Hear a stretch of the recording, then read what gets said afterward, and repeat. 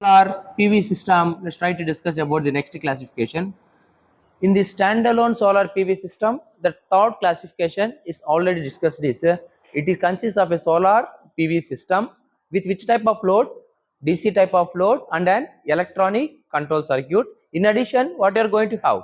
Battery. The rating of a battery will be expressed in ampere hour or in specifically as watt hour also. I think we had already discussed about the parameters of an battery. So what is the importance of this design is, so solar panels may be connected in a series connection to have a required voltage, and output of the solar panel is connected to the electronic control unit, which consists of again two components. Hardware components are charge controller and MPPT. What is the purpose of a charge controller?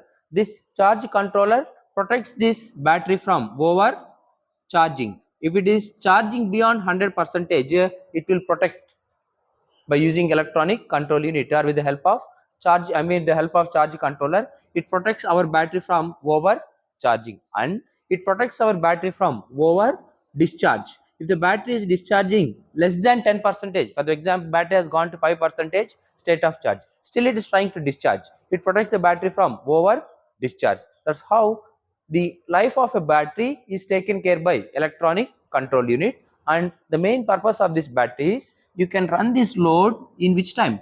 Morning time, and you can run this load at which time? Night time also. Morning, the solar panel will directly give the power to the battery and battery will try to discharge, or battery will be directly sent to the DC load and the load will be running happily with the required voltage.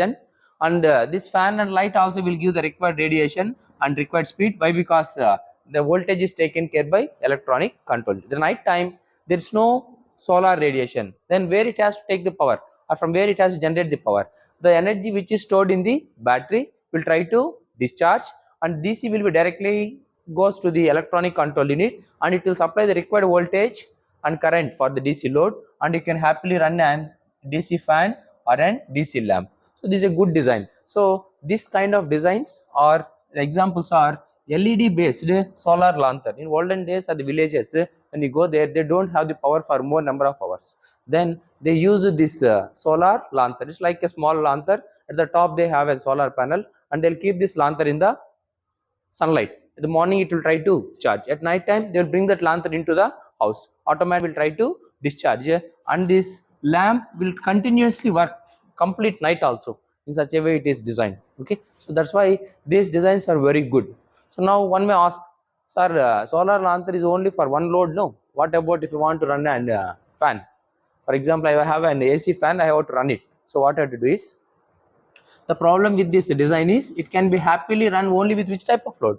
DC load. Now I require AC load. So we are going to remodify our design. Solar PV system with AC load and DC load and electronic control unit and battery. So what is the next component? Is electronic control unit, MPPT. Already I discussed.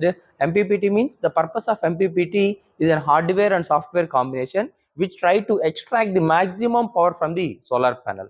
So with the help of which curve? IV curve. Sir, how it is performing? So what I am teaching you is like only a theory, but actually when you go to a hardware level, you have a microprocessor. When you give the input of voltage and current, the input DC to apply, if you give, it can extract the maximum voltage and maximum current, and it can store that maximum voltage and current in the battery. So the action, I already discussed this IV curve.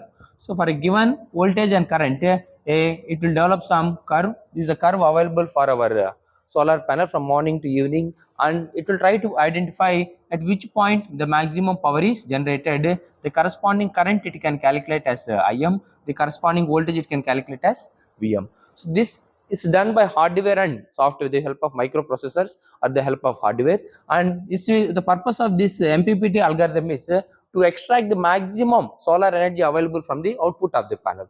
If you don't use an MPPT, why? Because sometimes it will give low current and maximum voltage, power is minimum. Sometimes sunlight is high, it can give high current and low voltage, but this is also not a satisfied output. So we have to take care that whatever may be the variations in current and whatever may be the variations in voltage, we have to extract maximum what is available from the output of the solar panel. That is taken care by an hardware which is called maximum power point tracker or maximum power point tracking. So this is hardware and software. This is one type of design.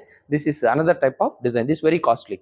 If the project cost is 1 lakh, the hardware cost is also again 1 lakh. That's why in India no one prefer this technology. So we have a basic technology already we discussed in the 4th unit. We'll place the solar panel facing the south direction as per our latitude by using the tilt angle, and we are going to increase the tilt angle with the help of an polycast protractor, and automatically we use this hardware MPPT and we'll try to extract the maximum power from the solar system.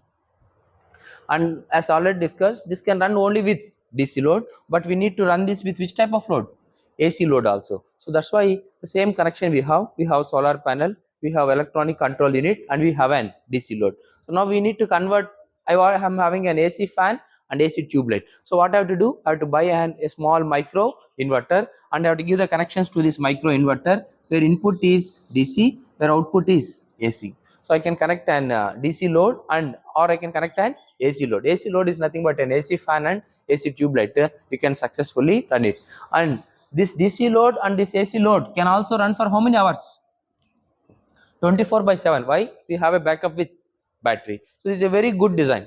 So then compared to this design is very good design. So that's why these designs are called as, we have an experiment on this. So design of an off-grid solar PV system. This design directly you can do on the top of a hill where you don't have electricity. There's no need of electrical wire, there's no need of transmission line, there's no need of power grid. If you have this design in your hand, automatically you can run a load continuously like 24/7 without any interruption, not even for 1 second also. This is what the importance of this design. So this is all about which type of system? Standalone solar PV system which are not connected to grid. So why the main problem in this standalone system, why we are going for grid connected system is, for example, we used some number of algorithms like MPPT algorithm. We invested around 2 kilowatt or 3 kilowatt. So maximum what we can do, we can generate the power, or after generating the power we can store in the battery, and we can run only the load what we have in our hand. For example, I want to generate some revenue for myself, so I want to export the power to the government. So this is not possible with which system? This is not possible with which system? Off-grid system. It is restricted to only 2 kilowatt or 100 kilowatt maximum, and the maximum what we generated we have to consume at our locality only, and we cannot earn some money. If you want to earn some money or if you want to generate some revenue, we want to export this power to government. That is possible only with which system? On-grid system. That's why on-grid system is very costly. Those who want to do some business or those who want to sustain their life, those who want to earn some money, that is possible only with which system?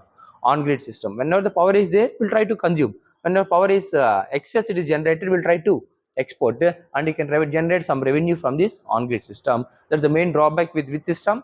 4th system. Then we'll try to discuss about on-grid solar PV system. And in on-grid solar PV system also we have hybrid solar PV systems, that also we'll discuss step by step.